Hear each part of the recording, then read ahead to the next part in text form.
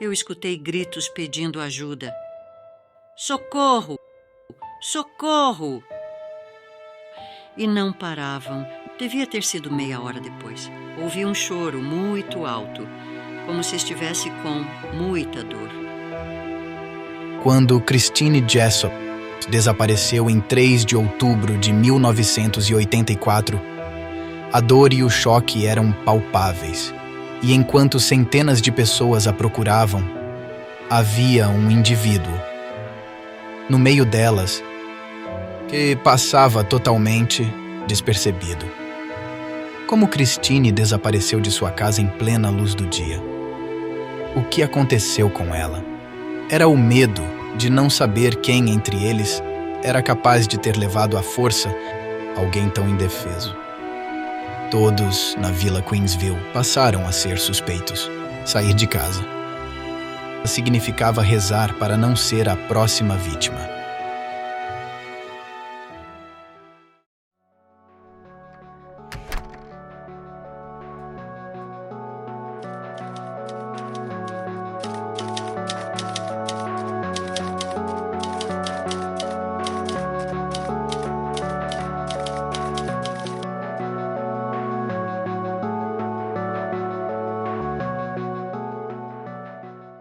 Olá, sou o detetive Fred e hoje estou investigando o caso de Christine Jessop.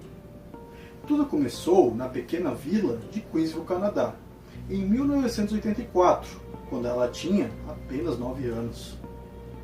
Testemunhas alegam tê-la visto por última vez indo à mercearia comprar chiclete.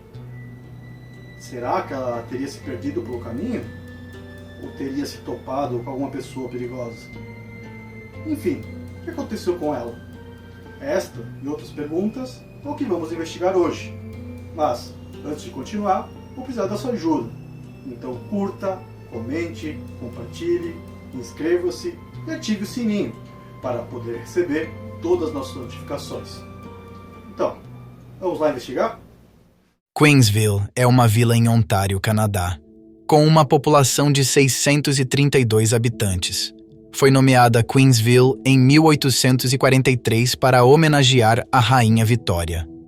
Enquanto as cidades vizinhas crescem e se expandem com mais shoppings e bairros, Queensville mantém o charme rural, servindo como um refúgio e preservando a simplicidade da vida no campo perto da metrópole agitada. Aninhada entre os campos e florestas, está separada da cidade de Toronto por alguns quilômetros e uma autoestrada de 4 pistas. Queensville é pouco mais que uma encruzilhada empoeirada. É um lugar onde a natureza ainda tem uma chance de lutar. Antes de um dia fatídico, em 1984, poucos dariam a Queensville muita atenção. Mas logo ela se tornou o centro de todos os olhares, onde ocorreu uma tragédia horrível, mudando toda a comunidade para sempre. A história começou no início dos anos 70. A jornada de Robert Bob Jessop e Janet Jessop para ter um filho não foi fácil. Depois de lutar para conceber, eles deram as boas-vindas a um menino, Ken, por meio da adoção. Mas o destino reservava uma surpresa para eles. Um milagre aconteceu e Christine Marion Jessop nasceu em 29 de novembro de 1974, pegando seus pais de surpresa. Seus primeiros anos foram marcados por problemas de saúde e suas frequentes internações hospitalares eram motivo de preocupação constante para sua família. No entanto, Christine era uma lutadora. Ela era a imagem viva de sua mãe, exibindo maturidade e inocência infantil simultaneamente.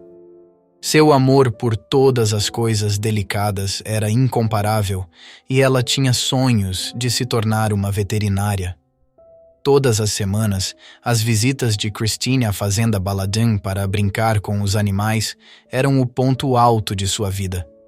A tendência de Christine de conversar muito, ou, como alguns poderiam dizer, sua boca era motorizada, muitas vezes era interpretada erroneamente como comportamento infantil.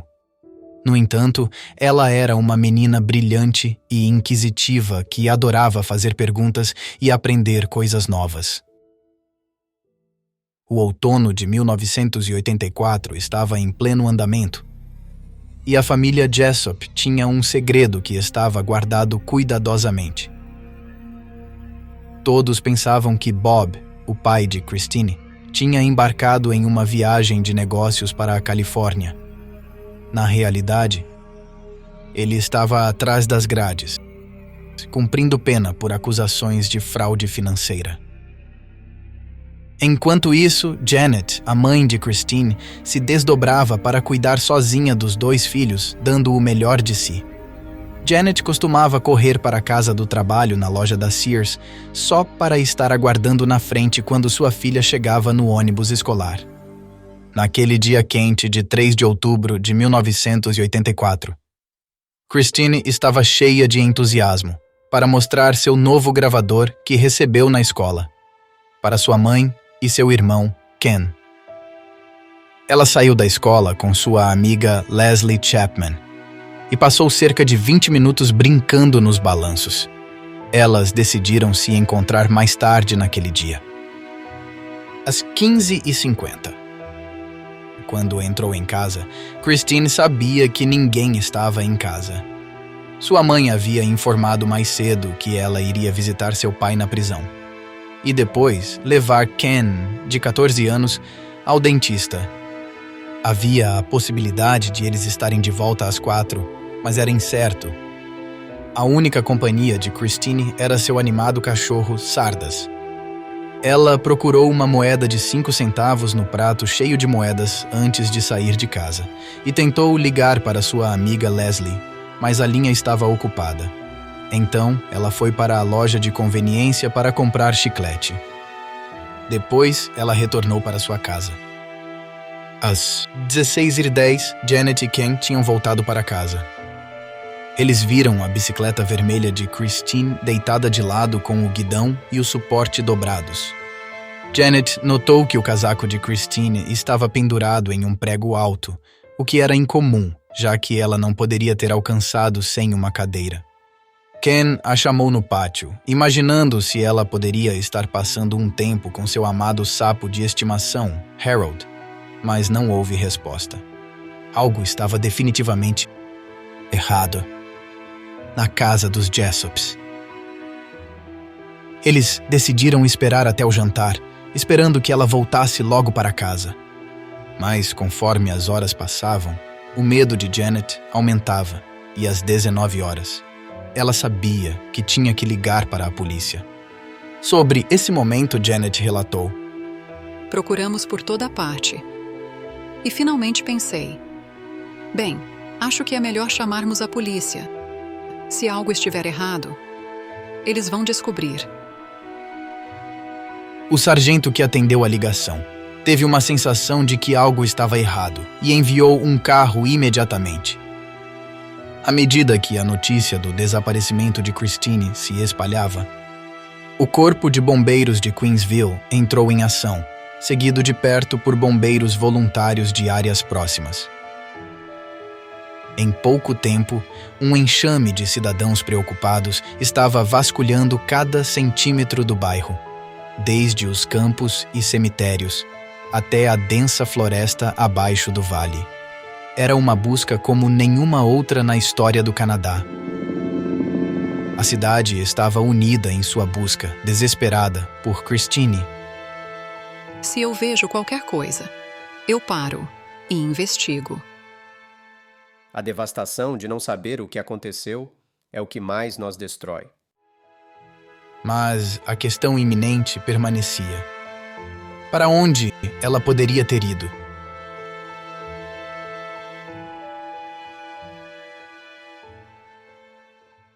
Os detetives consideraram a possibilidade de ela ter fugido para ver o pai na prisão, ou de ter ficado com um amigo por mais tempo do que o esperado. Mas todas essas teorias levaram a becos sem saída. Quando a polícia bateu à porta do vizinho de 24 anos de Christine, ele inicialmente pensou que se tratava de uma reclamação sobre seu trabalho de construção. Mas então ele surpreendeu seu pai, Alphonse, ao dizer: Aposto que a pequena Christine sumiu. E seu pai, que frequentemente fazia jogos de prever eventos, embora nunca realmente apostasse dinheiro nisso, sugeriu: Não, talvez seja o Ken. Ken está na idade de socializar, quando os adolescentes começam a se meter em encrencas. Alphonse ficou surpreso com o quão facilmente seu filho ganhou a aposta desta vez, já que Christine realmente estava desaparecida. A polícia fez algumas perguntas básicas e depois foi embora. Enquanto toda a cidade estava focada na procura de Christine, seus vizinhos, a família Morin, preferiram ficar em casa. O detetive John Nash tomou para si a tarefa de dar a notícia do desaparecimento de Christine ao pai dela, Bob Jessup. Outros detentos da cadeia começaram a pressionar os guardas e administradores para libertarem Bob para que ele pudesse ficar com sua família. No dia seguinte, em 4 de outubro de 1984, Leslie, amiga de Christine, informou aos policiais que Christine tinha recebido uma carta de ódio de 2 de seus amigos. Então, os detetives foram à escola de Christine para analisar a teoria de que seu desaparecimento foi resultado de uma rivalidade escolar. Investigaram tanto colegas de Christine como também os amigos de seu irmão Ken, para poder descartar qualquer envolvimento. O diretor da escola pública de Queensville, Ross Bretor, instruiu a todos os trabalhadores da escola a não falar sobre o incidente com pais e alunos para não gerar pânico. No entanto, as coisas tomaram um rumo inesperado e a escola se tornou um centro de caos, medo e boatos em apenas algumas horas, com os pais ficando mais paranoicos e protetores em relação aos seus filhos. O detetive John Shepard notou uma mudança na atmosfera de Queensville depois que Christine desapareceu. Diversas teorias foram criadas. Uma teoria era que Christine poderia ter visto alguém na casa dela e deixado cair a bicicleta. Mas será que ela deixou cair a bicicleta e se assustou ao ver um estranho? Ou foi apenas uma ação distraída em resposta a um rosto familiar sorrindo para ela? O tempo foi pouco? Ou a pessoa teve sorte? Ou tinha conhecimento íntimo da agenda da família? Ainda não havia pedido de resgate, e a possibilidade de ter perdido a vida por uma pessoa perturbada era incomum, mas não impossível. No mesmo dia 3 de outubro de 1984, 4 telefonemas chegaram à residência de Jessup, e quem ligou não falou nenhuma palavra antes de desligar. Nesse momento, já todos eram suspeitos.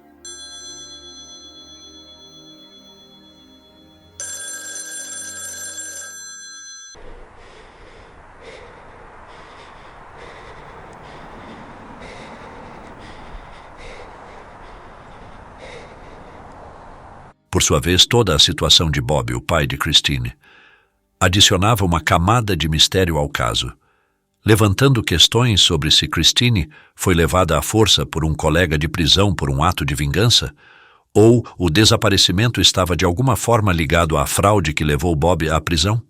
Outra teoria era que Gordon Simpson, o pai de Janet e sua nova esposa Hilda, haviam escondido a própria neta, porque eles alegaram estar desconformes com a maneira como Janet estava criando Christine na ausência de Bob. Hilda tinha criticado publicamente Janet e fez comentários estranhos quando o casal Jessup se mudou para Queensville. Hilda disse que algo terrível aconteceria com Christine nessa casa. Isso levou a muitos a especular que ela estava envolvida no desaparecimento. Por outra parte, quando Janet foi interrogada, o detetive John Nash ficou muito surpreso com o comportamento da mãe. Ela estava extremamente calma. Ela somente cumprimentou o detetive e não perguntou nada sobre a investigação. Esta reação levantou suspeitas. O cunhado de Bob, Wally Robson, comentou aos detetives que algo estava errado com Janet. Ela parecia não estar afetada pelo que estava acontecendo. No entanto, os oficiais sabiam que as pessoas sofriam de forma diferente. Então, eles deram a Janet o benefício da dúvida e não revelaram suas suspeitas ao público. Browning, uma amiga da família, mencionou: Quando a mãe de Janet morreu, ela teve que tomar calmantes para se tranquilizar. E agora, mesmo com a sua filha desaparecida, Janet parece estar em paz. Janet afirmava que Christine estava segura e abrigada em um prédio arborizado e que voltaria para casa logo. Por esse motivo, os vizinhos suspeitavam que todo o desaparecimento foi encenado para tirar Bob da prisão, já que ele foi realmente libertado 3 dias após o desaparecimento por questões humanitárias. Toda a vila, incluindo Bob, o pai, acharam esquisito o comportamento de Janet. Porém, consideravam que ela não machucaria ninguém, não faria mal a ninguém. Ela não faria mal a ninguém, muito menos a nossa filha. As sombras negras da suspeita surgiram sobre toda a vila. Também investigaram Philip Brennan, acusado por sua esposa de ter comportamentos inadequados com sua filha de 5 anos. As autoridades vasculharam sua casa e descobriram conteúdo adulto horrível, mas ele tinha um álibi consistente. No entanto, a dúvida permaneceu na vizinhança. Este caso foi apenas mais uma reviravolta bizarra, em uma investigação que parecia estar cheia de falsas pistas e becos sem saída. Meses se passaram e a investigação esfriou. Quando o sol nasceu, em 31 de dezembro de 1984, Fred Patterson notou algo estranho acontecendo no campo próximo em Sunderland, Ontário, aproximadamente 100 quilômetros a nordeste de Toronto. Ele estava caçando com seus cachorros e ambos começaram a latir. Foi inspecionar a área junto aos seus cachorros. Encontrou uma trilha que levava a um monte de lixo, mas o que ele viu em seguida o deixou perplexo e horrorizado. Era o corpo de um porco vestido com roupas femininas, e ele imediatamente presumiu que fosse o resultado de uma pegadinha adolescente de mau gosto. Então ele viu 2 pés e uma onda de reconhecimento tomou conta dele. Um deles estava com uma meia branca. No entanto, a menos que Patterson estivesse completamente isolado do mundo, teria sido impossível não saber do desaparecimento de Christine. Sem pensar 2 vezes, Patterson correu de volta para sua casa e ligou para a Polícia Regional de Germe. A descoberta dos restos foi suficiente para deixar até os investigadores mais experientes enjoados. Ao começarem a examinar, ficou claro que a parte superior havia se decomposto, deixando apenas os ossos para trás. As roupas azuis espalhadas, a calça e um tênis de corrida abandonado sugeriam uma possível luta. Enquanto os investigadores vasculhavam meticulosamente a área, a sua atenção foi atraída para outra descoberta crucial. Uma bolsa castanha chamou a sua atenção. Dentro, bem aninhado, havia um gravador. As palavras Christine Jessop estavam gravadas no rótulo. Enquanto isso, ao longe, mais evidências eram descobertas: botões e um copo de plástico. Cada item foi cuidadosamente manuseado e marcado, esperando para revelar seus segredos. À medida que os médicos continuavam a examinar os restos de Christine, notaram descolorações em sua cabeça, o que era evidência não de um, mas de 2 golpes fortes. Foram causados por um objeto contundente ou queda. Mas o que ele sabia era que Christine ainda estava viva quando sofreu aqueles golpes. Enquanto vasculhava o solo, seus olhos se fixaram em um objeto. Uma costela com uma incisão profunda causada por um objeto pontiagudo. Ele inspecionou mais costelas, cada uma com apenas alguns milímetros de profundidade, mas todas causadas por uma lâmina cortante incrivelmente afiada. O que provocou o fim de sua vida estava ficando cada vez mais claro. Os cortes foram feitos com uma faca. Quando falaram com os vizinhos, descobriram uma senhora chamada Lydia Robinson, que afirmou ter ouvido gritos vindos da direção do local do corpo, uma noite no início de outubro. Eu escutei gritos pedindo ajuda. Socorro! Socorro!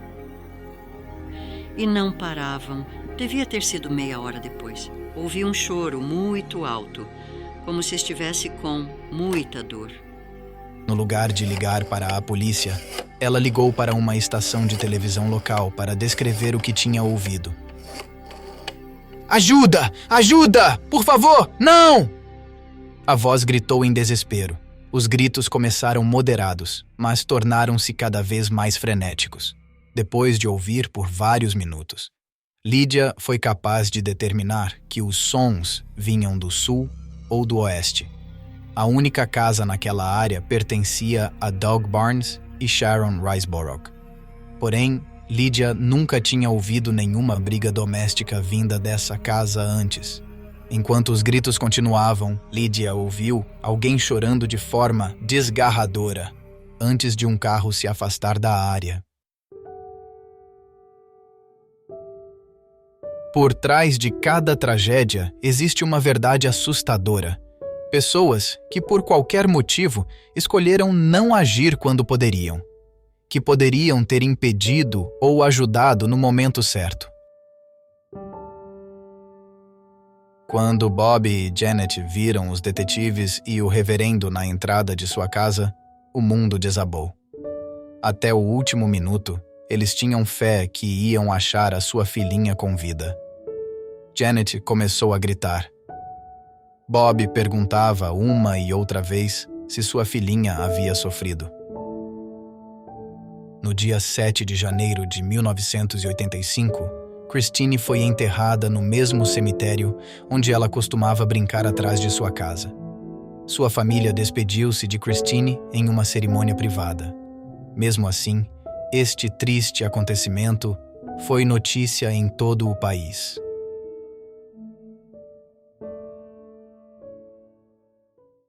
Com toda essa repercussão nacional, os detetives ficaram desesperados por achar um culpado e começaram a questionar Janet. Eles esperavam extrair qualquer informação sobre alguém que poderia ter prejudicado sua filha. Janet não tinha um nome. Mas os detetives se recusaram a desistir. Eles precisavam de um nome. Apenas um para desvendar o caso. E finalmente, depois de muito estímulo, ela rotulou seu vizinho Paul Moran como um cara estranho que tocava clarinete e criava abelhas. Era tímido e antissocial. Nascido em 1961, pertencia a uma família que valorizava a privacidade acima de tudo. Eles eram vizinhos amáveis, sempre dispostos a ajudar e confiáveis também, porém muito reservados. Será que esse homem quieto e introvertido poderia realmente ser capaz de algo tão hediondo? No entanto, Maureen tinha um álibi. Estava trabalhando em uma fábrica de móveis localizada a 57 quilômetros de distância da casa.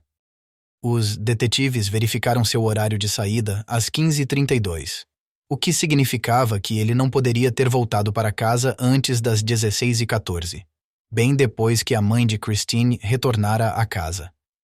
Mesmo assim, continuaram o interrogatório e perguntaram por que Moran não havia participado da busca por Christine na noite em que ela desapareceu. Ele explicou que, se os Jessops tivessem pedido sua ajuda, ele teria se juntado de bom grado, de qualquer maneira. Estava preocupado em ajudar seu pai a instalar azulejos em torno de sua casa. Com toda a vila já envolvida na busca, ele acreditava que mais uma pessoa não faria muita diferença.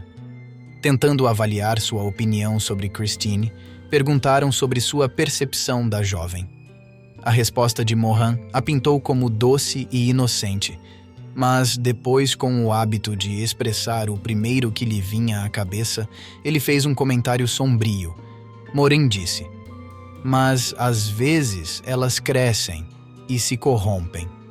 Para os detetives, esse comentário tornou-se um motivo de suspeita. Aos olhos deles, esse tipo estranho de vizinho muitas vezes tem um ressentimento em relação às mulheres.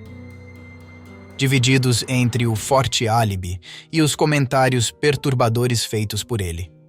Algumas semanas depois, uma noite, quando Maureen estava praticando com a banda de jazz na qual ele tocava, a filha do líder da banda, que na verdade era uma policial disfarçada, pediu para arrancar fios de cabelo dos membros da banda, como parte de um projeto de aula de cosmética sobre análise de cabelo.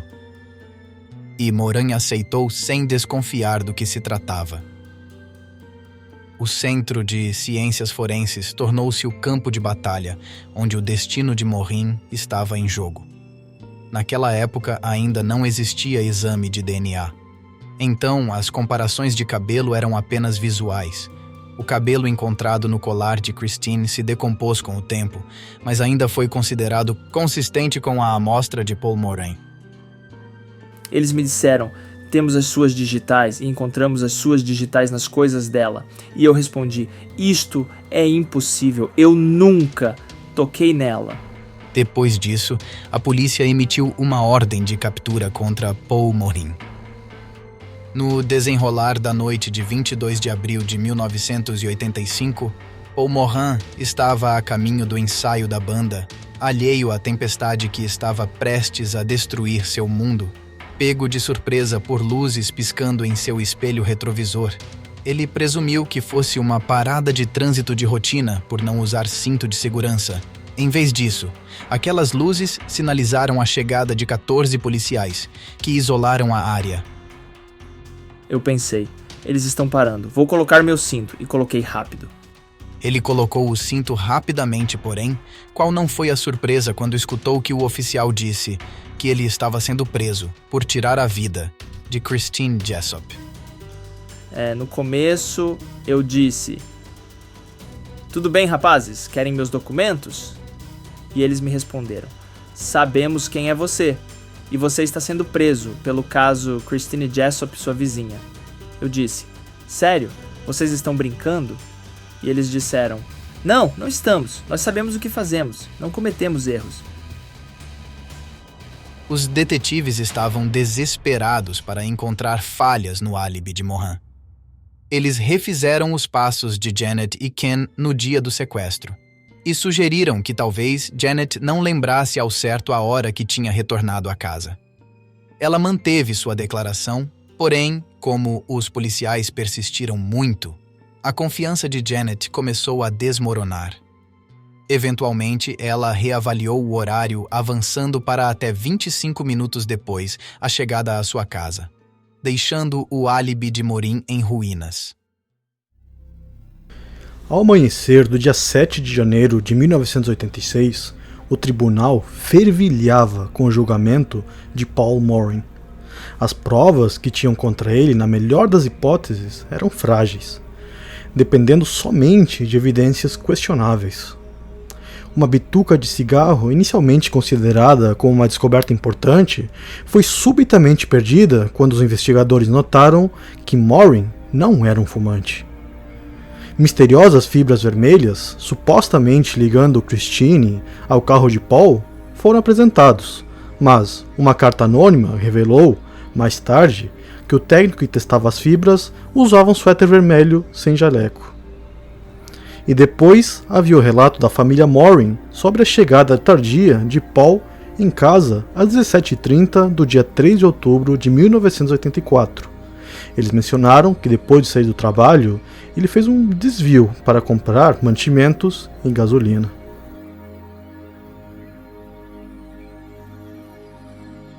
A polícia infiltrou um policial disfarçado de prisioneiro na cela de Paul Morin chamado Hobbs, que mais tarde alegou que Morin tinha confessado, afirmando que ele iria ao Red Room, em referência ao filme Iluminado. Segundo o policial disfarçado, ir ao Red Room significaria ter tirado a vida de alguém. Porém, mais tarde foi revelado que Hobbs o envolveu em uma conversa sobre filmes, onde ele mencionou o icônico filme de terror, o Iluminado, como seu favorito. Incapaz de se lembrar do título, ele recorreu à referência a Red Room. Isso era uma trama distorcida da polícia para extrair uma confissão. Os limites entre a verdade e a manipulação foram rapidamente confundidos. Desafiando as expectativas do público, ele foi absolvido da culpa.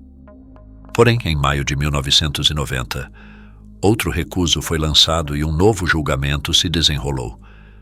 Quando o processo começou, as provas permaneceram fracas. Na verdade, muitas delas desapareceram misteriosamente dos registros do Centro de Ciências Forenses. Por exemplo, as impressões digitais de Paul Morin, que teriam sido achadas nas coisas de Christine, na verdade estavam somente no clarinete do próprio Morin. Em 30 de julho de 1992, a sala do tribunal estava lotada de curiosos quando Paul Morin entrou por um segundo julgamento. Seu mundo virou de cabeça para baixo quando o martelo caiu, e o veredito foi anunciado: culpado, com uma condena de prisão perpétua. Ele não conseguia acreditar. E eles disseram: olhe, vai ser mais fácil para você deixar quieto e aceitar. Assim você poupa seus pais de gastar muito dinheiro. Se você continuar apelando, seus pais vão ficar pobres. E como você vai se sentir com isso? Paul aceitou seu destino para poupar seus pais de mais despesas e pediu para eles não gastarem mais com advogados. Em seguida foi levado para o centro de detenção Elgin Middlesex, que ele já conhecia.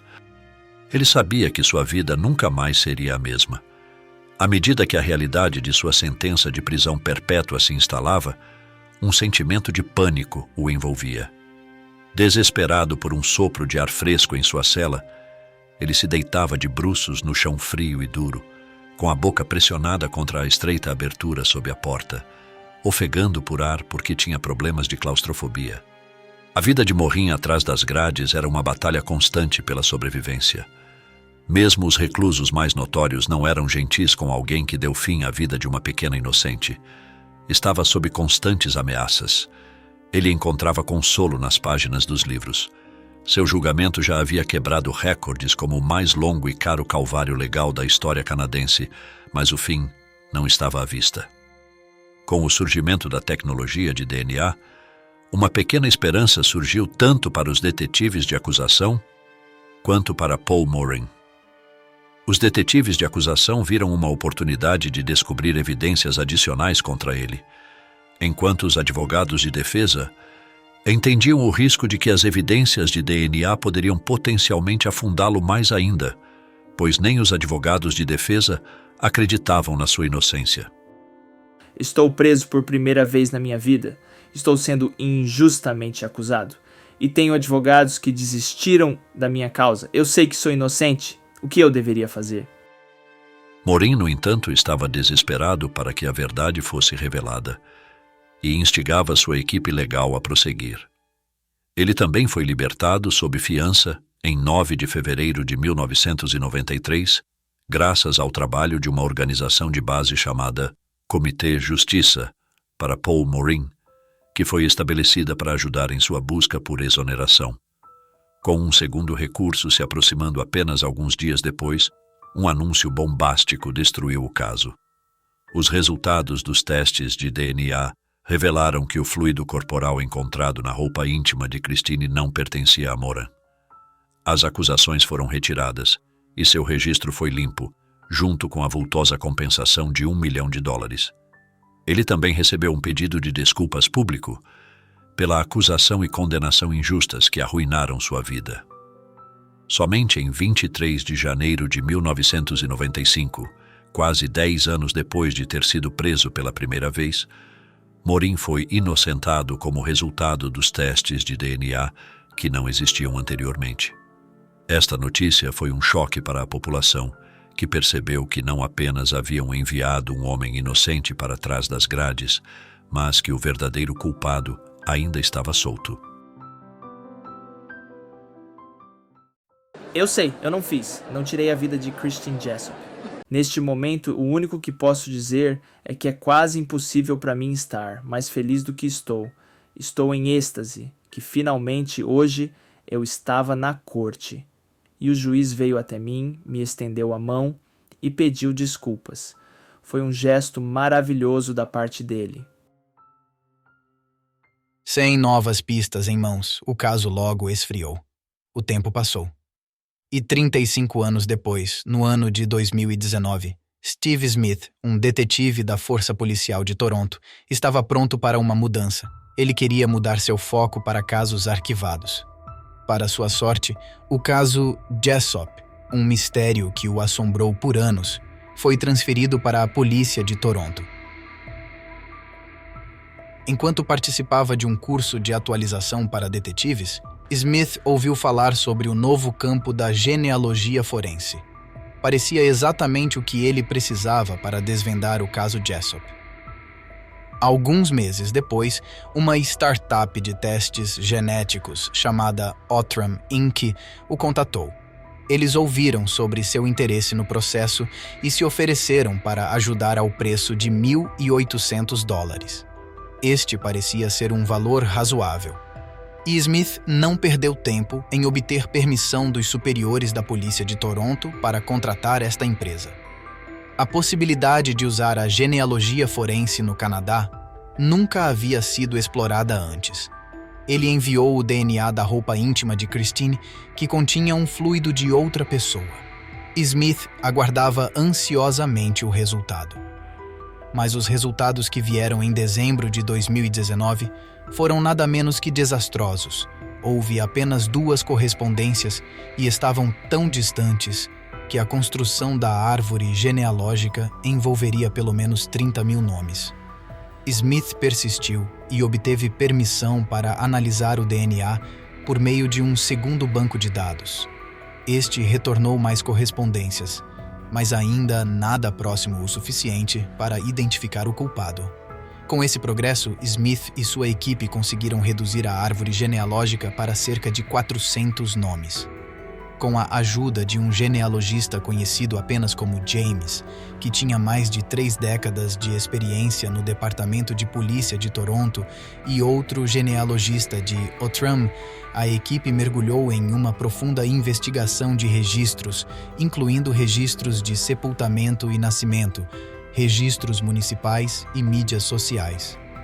Durante 8 meses, eles tentaram montar uma árvore genealógica que abrangesse gerações. Finalmente, eles estavam se aproximando do verdadeiro culpado. Seus esforços, eventualmente, conduziu-os a um homem chamado Henry Hoover Jr., que nasceu em 1804 em Lennox, Ontário. O suspeito fazia parte de sua linhagem familiar, mas o trabalho estava longe de terminar. Eles ainda tinham que rastrear a árvore genealógica até o culpado. Finalmente, eles descobriram uma única pessoa, Calvin Hoover, o detetive. Disse que não tinha ideia de que eles estavam prestes a enfrentar outra reviravolta. Estamos investigando mais sobre quais eram as pessoas que ele passava mais tempo e onde ele passava seu tempo. E estamos procurando casos não resolvidos, nos quais Calvin Hoover possa estar envolvido. Entrevistando a família de Christine, descobriu-se que um vínculo existia entre a família da vítima e a do culpado. Calvin era casado com Heather. Ambos trabalhavam numa empresa familiar que prestava serviços. Heather era despachante, enquanto Calvin era responsável pelas instalações. O pai de Christine, Bob, trabalhou para essa empresa como instalador. A família Hoover e Jessop começaram a socializar frequentemente, reunindo-se para churrascos e aniversários. As mães tornaram-se particularmente próximas. Heather costumava ser babá de Christine, que se referia a ela como tia Heather. Apesar da distância física de cerca de 50 quilômetros que separava suas casas. 2 dias antes de Christine desaparecer, Janet levou seus filhos para a casa de Hoover. Enquanto ela conversava com sua amiga íntima Heather, ela mal sabia que suas palavras seriam um erro fatal. Calvin Hoover a ouviu mencionar que visitaria Bob na prisão em 2 dias e que Christine era muito jovem para acompanhá-la. A oportunidade de atacar teria sido muito tentadora para ele. Janet deixou a residência de Hoover, sem ter ideia que seu comentário inocente desencadearia uma cadeia de eventos que levaria ao desaparecimento de sua amada filha.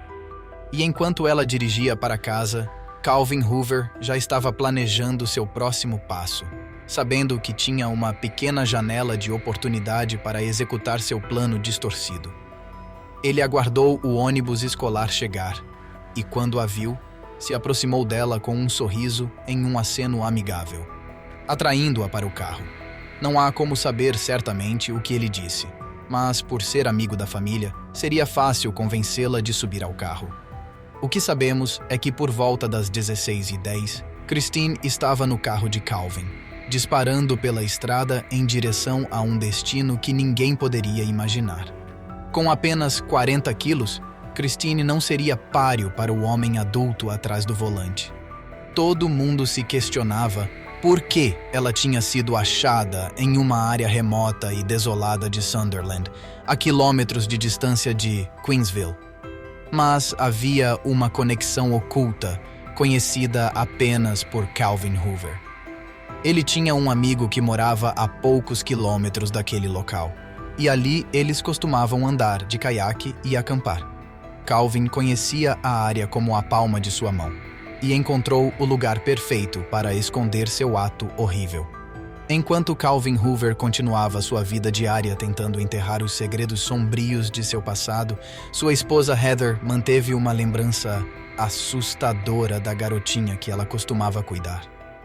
Ela fez um quadro de Christine e colocou em cima da lareira um lugar de destaque na casa do culpado.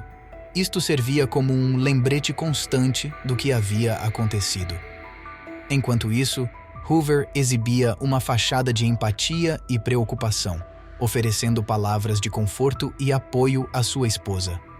E participou ativamente na busca pela jovem Christine Jessop. Mas o jogo sinistro de Hoover não parou por aí. Ele descaradamente compareceu ao velório de Christine, misturando-se entre amigos e familiares enlutados. Na época do desaparecimento, quando os detetives chegaram procurando informação na casa de Hoover sobre Christine, perguntaram à sua esposa Heather onde ele estava no momento do desaparecimento. E ela disse aos policiais que seu marido estava trabalhando naquele dia. Mas, mais tarde, ela lembrou que ele não tinha ido trabalhar naquele dia. Porém, ela não informou a polícia deste fato. A família de Calvin Hoover ficou arrasada depois de saber dos detalhes. Sua ex-esposa Heather ficou chocada por ter passado anos com alguém capaz de atos tão hediondos. A família de Christine ficou triste e aliviada pelo descobrimento. 36 anos após este triste acontecimento, a família Jessop conseguiu um encerramento no caso. Está acabado agora. O fim chegou e finalmente conseguimos algum encerramento. E isso é muito importante de ter. O verdadeiro encerramento. Paul Morin ainda enfrenta desafios para encontrar emprego e aceitação. Apesar da sua exoneração, quando matriculou o seu filho numa escola de jardim de infância próxima à sua casa, os pais das outras crianças ficaram indignados, e a administração da escola disse a Morin que o seu filho já não era bem-vindo. Apesar das dificuldades, ele sente que finalmente a justiça foi feita. E a ajuda dos cientistas, eu posso comemorar isso 100%, sabendo que eles fizeram um maravilhoso trabalho. Os cientistas me deram a liberdade. Antes que as rodas da justiça pudessem alcançar o verdadeiro culpado, os oficiais descobriram que já era tarde demais para condenar Calvin Hoover. Ele tinha tirado sua própria vida ao ficar cheio de dívidas por apostas em jogos de azar.